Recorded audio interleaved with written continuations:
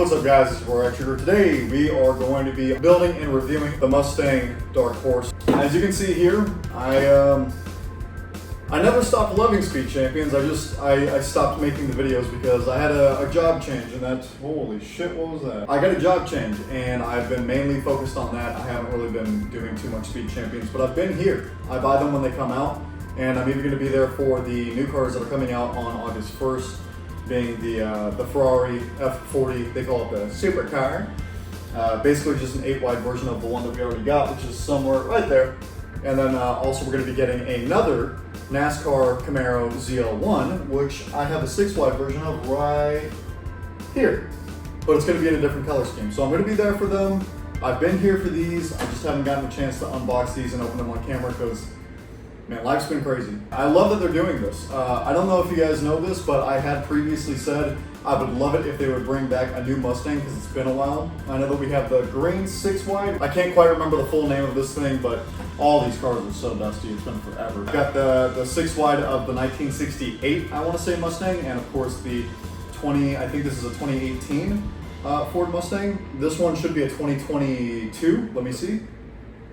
Nah, it doesn't say. This is probably a 2022, 2023, something like that. But I'm excited. I'm glad that they're bringing out more Mustangs, and I'm glad that they are going back to cars that we currently have 6-wide versions of to kind of do a remaster. I understand that the Dark Horse is not what this is, but it's so similar, it does feel like a remaster. And then with the Ferrari F40 becoming an 8-wide, that's a remaster, and the Camaro ZL1 feels like a remaster. And I'm sure it's not the last time that we're going to see things like that. Anyways, let's go into the first time lapse, and I'll see you guys at the halfway point.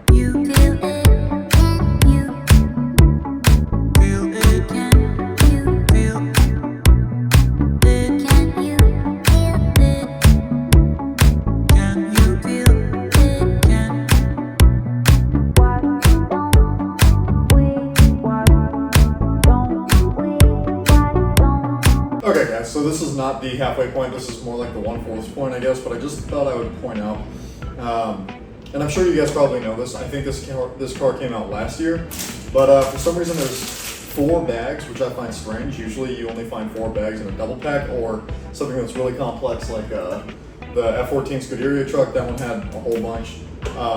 So for a single car to have 4 bags, I just found that weird, thought I would point that out. And thus far, we've literally only done the sides of the cars, which are pretty complex. And also a bunch of the interior. We've got seats with the headrests, steering wheel, passenger side, dashboard, and middle console. Maybe it's a super complex build. We are extremely low on stickers, and I love that. This came with a total of, I think 12, because there are 2 5s, there's 2 1s, what else? Okay, so there's probably like 14 or something like that. Let's continue.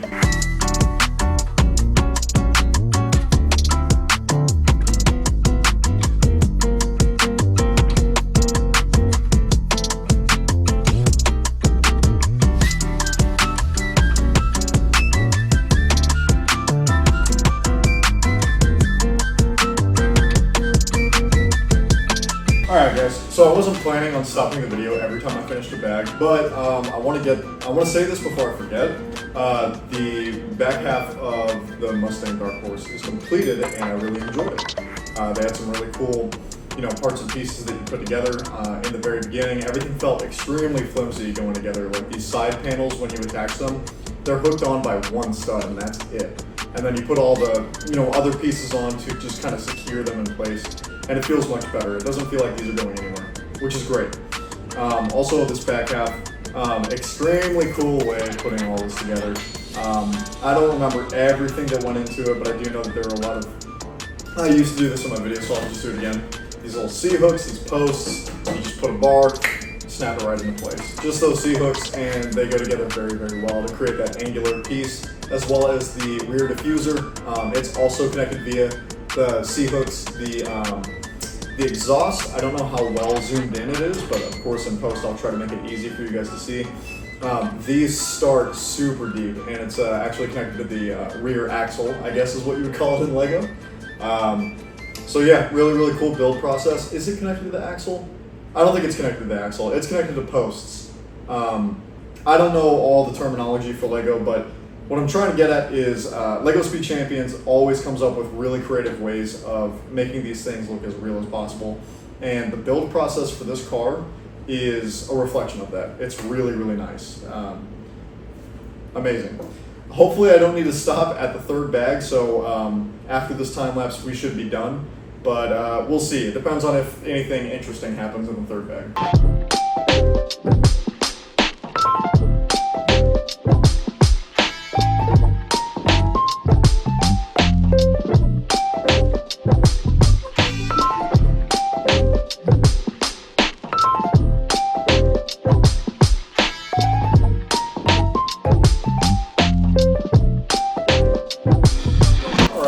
Now we are on to the last part of the car, which is just adding the wheels and putting the driver inside.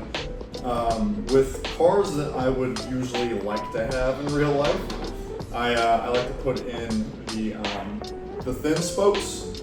Try to bring that up close, maybe you can see it, don't know. But it just kind of reminds me of GTA 5. I remember I used to customize cars anytime I would put these style of rims on them. We'll just go ahead and pop those right on.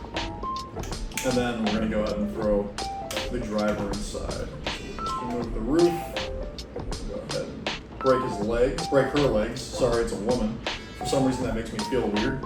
I'm breaking her legs. Her little Lego legs are broken. I broke them with my fingertips. This little tiny lady just had her legs broken by a gigantic person.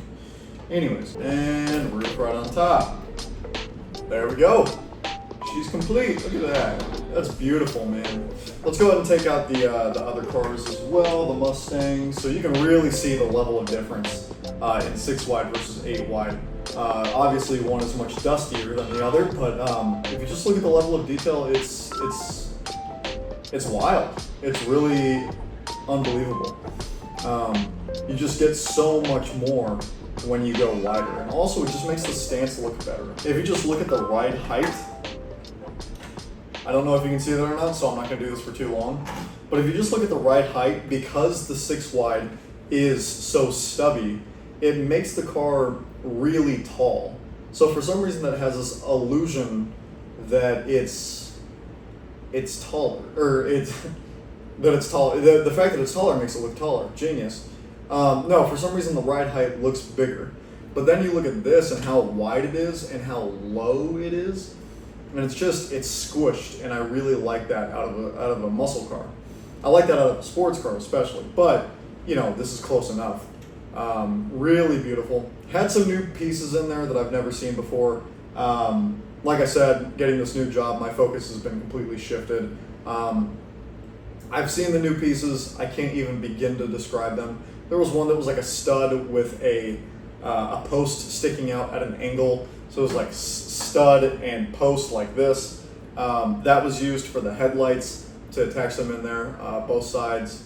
Really, really cool. I love the new pieces that they come out with, even if I don't know the names of them or if I don't know anything about them going into it. So really, really nice. I love the color, the dark blue.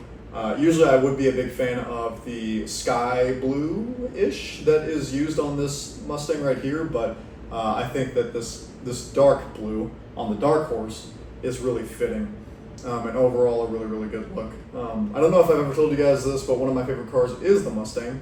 I would love to have one of these in real life. So to have a new 8 wide Mustang, that's exactly what I wanted. If you guys did enjoy, make sure to like, comment, and subscribe, and I will see you guys in the next one. Peace.